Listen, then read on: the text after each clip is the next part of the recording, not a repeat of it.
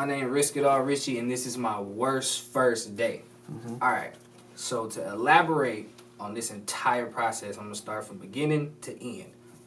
Met a young lady. At the time we worked together. I should have knew this was wrong from the get-go right there. So pretty much we met up a few times. We hung out mainly at my place. We never really had a chance to go out. So by the time we finally said we'll go out together, she's in a sorority, so it was our sorority ball. So pretty much to go about this whole day. Drive east, get my hair cut. After I get my hair cut, I'm talking to her. She tell me she hungry. I done picked up some chicken. I listened to her. She arguing with her baby daddy. I'm on the phone listening to the baby daddy. He talking crazy. Whatever. And then from there, I drive all the way to a hall that was on, I believe it was Plymouth and Middlebelt. So it was at a hotel, but it had a hall, a part of it. And I helped set up the ball. I helped put a backdrop up. I done put candy up. So I done went the extra mile. We ain't even got to the part of the date. This is just me helping.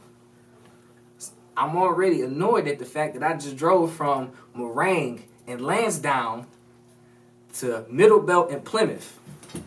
This is to help set up. And after I done helped set up, I'm like, all right, I'm going to head to the crib. I'm going to get dressed. She was like, yo, you trying to get a room? Of course. Who wouldn't want to get a room? So I head back to the crib. I'm on Finkel at the time. And from there, I get dressed. I throw my shirt on. I done pack my little whole bag. So I'm ready. Like, I done packed the whole bag, grabbed a pint of Tito's. She already paid for the room. So we good to go. This was, what is it? Is it the Echo Lounge? I believe that's the name. I believe it's the Echo Lounge. Where was the room at y'all went to? It was the same place. So the hall and the room was together. As soon as you walk in, to your right, it's the hall. Then you go, the room was, she already paid for it. So I went, took my little coat off, put my stuff up, put my bag to the side. I'm ready to go. So I get in, and she's working the event. So for this to be like our first date, we don't really get to interact as much because she's working it. So she's putting food on people's plates that's coming to get their coming to get their food. She also taking pictures, working the camera booth. So she's doing so many things.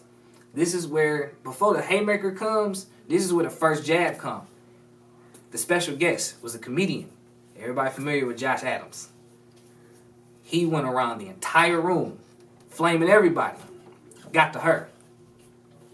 I was quiet the whole time because he was explaining exactly how she was to a T. He like, that's your date, ain't it? He quiet in the motherfucking. He ain't saying not one word. This shit must be true. I'm like, yeah. And he's like, he can't agree because I'm assuming you going to cuss his ass out later. I'm like, yeah, that's probably going to happen. So after that, this is where everything took a left. And I knew from when my cousin told me that you should never trust a chick with a bicep tattoo, I never understood it until this night. Because after we ate, after we took a picture, after the comedian that went off, I'm like, all right, it's still early in the night. So I'm like, all right, I ain't drunk yet. Maybe I need to go ahead, have a drink. We get to flirting. Then she's like, yo, can you come over here real quick? All right, we go near the booth, the photo booth, and I knew something was wrong. The energy just shifted randomly. She dashes outside. I'm like, what you go outside for? Like, what's outside? Because you have to work in here. She went outside, came back. She all under stress. I'm like, yo, what the fuck just happened? What is going on? She come back like, he's here. Who the fuck is he? What do you mean he's here? She's like, oh, my best friend. Now, just 2 weeks prior, she told me her best friend and her ex is the same fucking person. So instead of saying my ex is here, she says my best friend is here. Okay, this is not the type of time or party I want to be a part of. Because I'm like, yo, what the fuck? Okay, you know what? Cool. I just play my role. If it get awkward, I leave. Oh, he made sure it was awkward. Because one, he didn't know I was there. He didn't find out I was there till after the fact. Because he allegedly showed up because He thought she was by herself. So she never even told this man what was going on. For this to be your best friend, he should know everything. But clearly he didn't know you had a date because you clearly also didn't tell him that.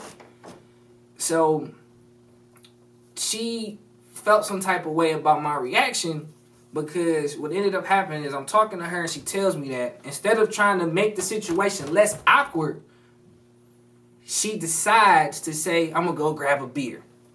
She go grab her beer, come back. She set it down. She keep working the photo booth. The ex walks up. So instead of her saying, hey, such and such, this Richy, first thing this man said to, hey, what time this shit over? What? What? I'm like, you know what? I'm not even going to make a scene. I'm a dick. Because I realized I was trying to be the mature person and I'm trying to grow and handle things like an adult. But for this to be the first date and the ex-boyfriend showed up, I've been in many situations, but this was the most uncomfortable for the simple fact that she didn't even try to like play her role or nothing. She literally just like tried to do nothing about the situation. So it was already just awkward from there. So I was like, you know what? I'm a dick. Why? Because you literally just said to me, prior to him saying, hey, what time is shit over? You said to me, oh, he want to stay. So you never put much detail to he want to stay. He want to stay at the event. He want to stay in the room. You know what? Matter of fact, I don't even want to find out. I'm going to just grab my shit and I'm going to leave. Why? Sweetheart, clearly this man going to come first. I'm not the type of person to play number two. I'm going to just skate. I hope you understand that. So she got upset about that. I go to the room. I grab my bag. I'm on the phone with my bro because I'm about to head back because we stayed together. My bro Silky. She like, who you on the phone with? You on the phone with your mama? Please don't tell your mama. Fam, that's what you worried about right now? Like, you worried about me telling my mama about what happened? No, I ain't even on the phone with her. Relax. Like, you enjoy the rest of your night. Y'all have fun. I'm skate. It's been real. And she was just super upset. She was more mad at me for leaving than more mad at the fact that he showed up. That's female logic for you. Like, how are you mad at me when you could have avoided this whole awkward moment? And for that to be our first date, it was like, yeah, I'll never do this again.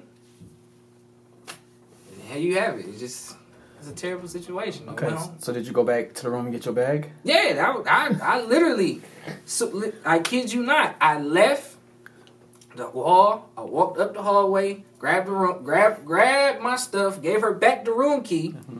I'm a dick. Was it a power walk? No, I wasn't even power walk. I was more like, damn, because I had no roster. So I was like, I had nothing to do this night now. I depleted my roster because I was like, yo, I'm about to try to get in a relationship. So this was me attempting to do something different for once. The worst decision. Because you know that same night, what I sacrificed not going to? I sacrificed not going to the Warriors versus the Pistons game. And this when KD first got on the team. So I chose a sorority ball over a Pistons game. Live it is not the word.